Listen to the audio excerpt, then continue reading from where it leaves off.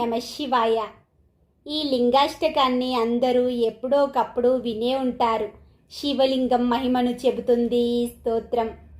బ్రహ్మమురారి సురార్చితలింగం నిర్మల భాసిత శోభితలింగం జన్మజ దుఃఖ వినాశకలింగం తత్ప్రణమామి సదా శివలింగం.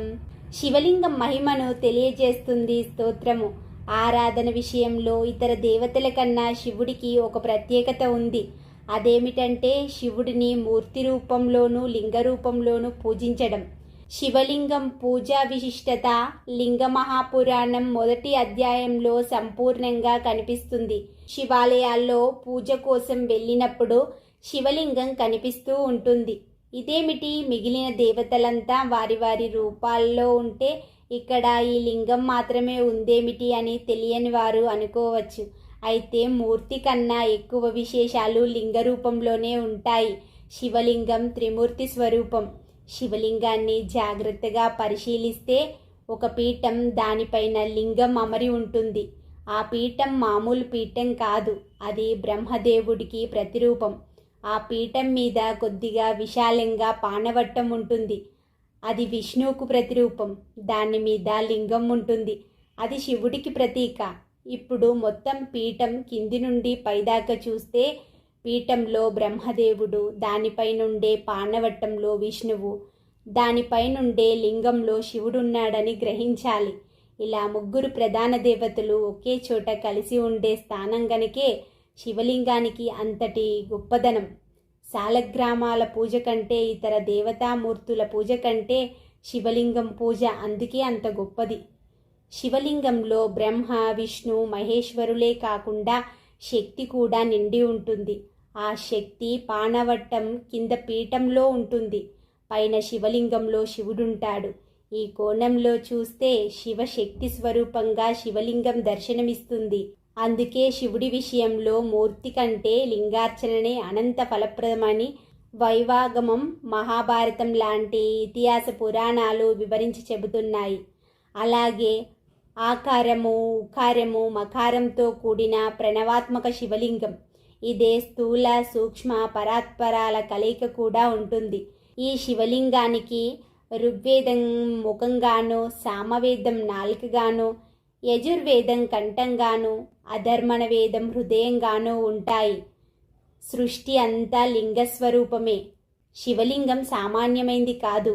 రజోగుణంతో బ్రహ్మదేవుడై, సత్వగుణంతో విష్ణువై, తమోగుణంతో రుద్రుడై సృష్టి స్థితి లయలకు ఆధారమై ఉంటుంది. అందుకే తన విషయంలో లింగస్వరూపాన్ని పూజించమని శివుడు అనేక సందర్భాల్లో స్వయంగా వివరించినట్టు కూడా పురాణాల్లో కనిపిస్తుంది. లింగం అని అంటే గుర్తు. శివలింగం శివుడికి గుర్తు. ఆ గుర్తుతోనే శివుడు విష్ణువుకు, బ్రహ్మకు చాలా చోట్ల జ్ఞానోదయాన్ని కలిగించిన సందర్భాలు ఎన్నో ఉన్నాయి. లింగం అనే నిరాకార స్వరూపం జ్యోతిర్లింగాలు, వాయులింగాలుగా శివుడు అవతరించి భక్తులను అనుగ్రహించిన సందర్భాలు కోకొల్లలు. అసలు ఈ సృష్టి అంతా లింగస్వరూపమే. 14 లోకాల ప్రపంచమంతా ఒక పెద్ద శివలింగం లాంటిదే అని లింగపురాణం వివరిస్తుంది. ఈ జగత్తంతా శివశక్త్యాత్మకమని అంటారు. అలాంటి జగత్తులో బిందువు శక్తి అని, నాదమే శివుడని వివరించి చెబుతుంది శివమహాపురాణం. బిందువైన శక్తి నాదమైన శివుని ఆధారంగా చేసుకునే ఉంటుంది. అందుకే జగత్తంతా బిందువును అవలంబించి ఉంటుంది. అలా చూసినట్టయితే బిందునాదాలు రెండు ఈ జగత్తుకంతటికీ ఆధారమని అనిపిస్తుంది.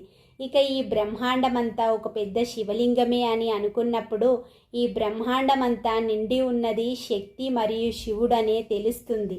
బిందునాదాల వల్లనే జన్మ పరంపరలు ఏర్పడుతూ ఉంటాయి. అందుకే జన్మ నివృత్తి కలగాలంటే శివలింగాన్ని నిత్యము భక్తి శ్రద్ధలతో అభిషేకిస్తూ ఉండాలి. బిందు స్వరూపిణి అయిన దేవిని తల్లిగా, నాదస్వరూపుడైన శివుడు తండ్రిగా భావించి తల్లిదండ్రుల స్వరూపమైన శివలింగాన్ని ఆరాధించాలి. శివలింగాన్ని పూజించడంతో పార్వతీ పరమేశ్వరుల అనుగ్రహం లభిస్తుంది.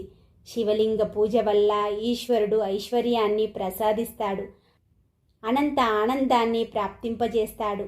జీవన్ముక్తుడు కోరుకునే పునర్జన్మ రాహిత్యాన్ని కాంక్షించేవారు శివలింగాన్ని ఆరాధించడమే మేలు.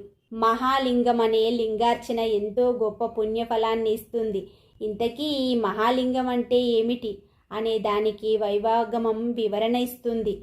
ప్రణవం లేదా ఓంకారాన్ని మహాలింగమని అంటారు. ఓంకారంలో మిళితమై ఉన్న ఆకారాన్ని ఆచారలింగమని, ఊకారాన్ని గురులింగమని, మాకారాన్ని శివలింగమని, బిందువును చరలింగమని, ప్రసాదలింగమని అంటారు. అకార ఉకార మకార బిందునాదాలు కలిపిన ప్రణవాన్ని మహాలింగమని అంటారు. అలాగే మరికొందరు ఉకారాన్ని చరలింగమని, మకారాన్ని ప్రతిష్ఠిత యంత్రలింగమని, బిందులింగమని, నాదలింగమని ఈ వరుసలో అకార ఉకార మకార బిందునాదాల కలయికతో ఏర్పడిన ప్రణవాన్నే ఓంకారం ధ్వనిలింగమని అంటారు. శైవ సాంప్రదాయంలో శాంభవ దీక్ష తీసుకున్నవారు మహాలింగము లేదా ధ్వనిలింగం అనే ప్రణవాన్ని పంచాక్షరి మంత్రంతో కలిపి జపం చేస్తే జీవన్ముక్తి లభిస్తుందని సాధకుల మాట. శివలింగానికి నివేదన చేయడానికి ఆవు పాలు, ఆవు పాలతో తయారైన పెరుగు, తేనె, నెయ్యి, పంచదార అనే పంచామృతాలతోనూ చెరుకు రసంతోనూ శివలింగాన్ని అభిషేకించాలి. ఆవు పాలతో చేసిన పాయసాన్ని నైవేద్యంగా సమర్పించాలి. శివుడికి చేసే పూజ, అభిషేకాలన్నీ ఓంకారాన్ని జపిస్తూ చేయాలి.